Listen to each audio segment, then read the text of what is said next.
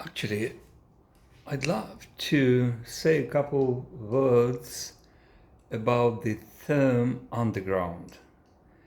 I've been teaching in London art for 10 years, and one of my students said to me, I read your book about the underground period, and I should say, he said, I should say that I've been in the underground for 10 years. I haven't been exhibiting my artworks.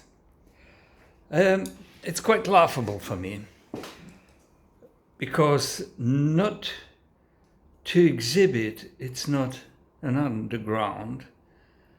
We had quite, I would say, unique experience with underground. First of all, the former Soviet Union was a totalitarian state. What does it mean? It's a propaganda state. Everything should be under state control.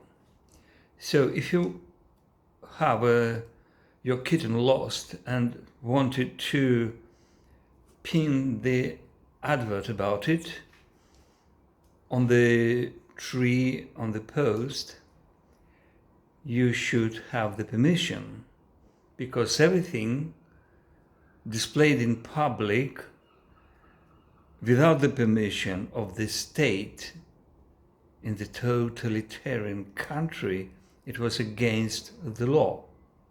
It was anti-state activity. So can you imagine to exhibit without permission in that country? It wasn't possible at all. In this country you have galleries, you have annual shows, you can show all your stuff, all your creative things. But in the former Soviet Union, you should think twice, because the state bureaucrats used to look at your images and they judge, is here something against the propaganda ideas? Are here enemies, influences? So it was usually very shocking for young artists to discover such things. It's always quite tragic, I could say, but it was a reality. For example, somewhere in 60s, Moscow artists decided to show their artworks to public.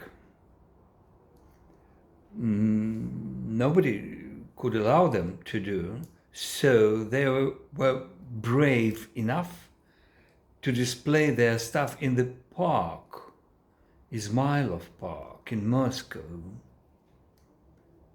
And the state sent bulldozers and they bulldozed all the exhibition.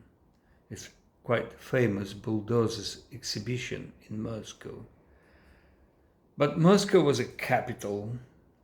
Some diplomats, journalists, foreign tourists could visit Moscow, and secretly they could visit galleries of underground artists, because to work on your ideas, artistic ideas, without fear, you have to be secretive.